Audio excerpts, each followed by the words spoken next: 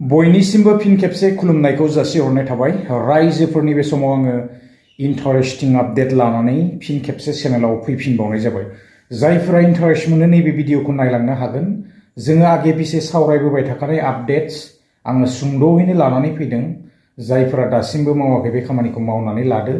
थ' बिखेखे आइजोफोरनि थाखाय स्पेसियेलि दिनैनि आपडेट्सआ जोङो बयबो मिथिनो मोनखानाय जिथुनिखि जोङो अरुणोदयनि रांखौ लानानै गोबां दिन सिगांनिफ्रायनो जोङो बेबायदि सावरायबोबाय थादोंमोन ना। थ' जोंहा दा फाइनालि अरुणोदयखौबो मोननो थांगासिनो। बेबायदि जोंनियाव जेबो आसनि दासिमबो जेबो बन्द जायाखै होननानै जोङो मिथिनो मोनखादों। खालि जोंनियाव दा बर्तमान बाजेट गैथ'वा। नै जुलाइनि 6 तारिख जोंहा फैनो थांगासिनो दं।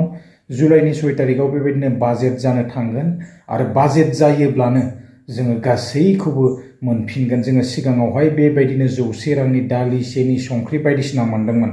दा बेबो बन्द जायाखै जाहैदों, बेखौबो मोनगोन। थ' मामाया फोसावनानै होलांखादों। दा जोङो नेनानै थानि। दानिया जोंनियावहाय मोनसे आपडेट्स ओंखारनानै फैदों।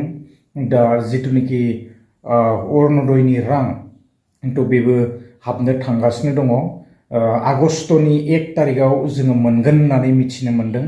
आरो बे आगष्टनि सिगांनो जोङो नैबे जुन दान 30 जुननि सिगाङावनो जोङो बेबायदिनो बेंक एकाउन्टजोंहाय बेबायदि आधार लिंकफोर थाजोबनांगोन होननानै जोङो मिथिनो मोन्दों।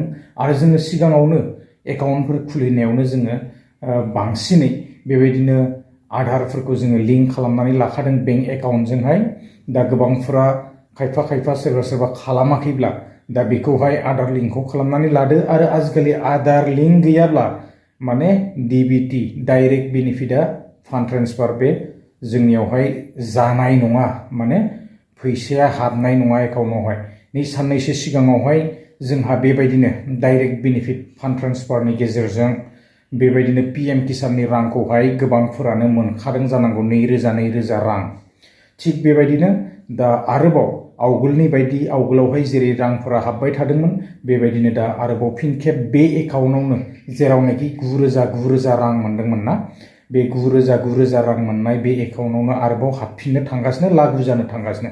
थ' जोङो नेनि आरो आगष्टनि 1 तारिख फैयोब्लानो जोङो रांखौ मोनगोन। गेजेराव दानसे दंबावो। जोंनि गेजेराव आपडेट्स ओंखारबोदों आरो नोंथांमोना बेखौहाय थाबैनो खालामनानै लादो। जायफोरा दासिमबो आधार लिंक खालामाखैना, थ' गोलाव खालामनांला, बारा दिन गैला आरो। थ' बिदिब्ला नेक्स्ट भिडिअ लोगो मोनगोन आसा खालामदों। बयबो बे आधार लिंकखौहाय बांसिनानो खालामखानाय। दा सोरबा खालामाखैबा खालामनानै लादो आरो। गोलाव खालामला नेक्स्ट भिडिअ लोगो मोनगोन। गोजोन्थों, बाय बाय।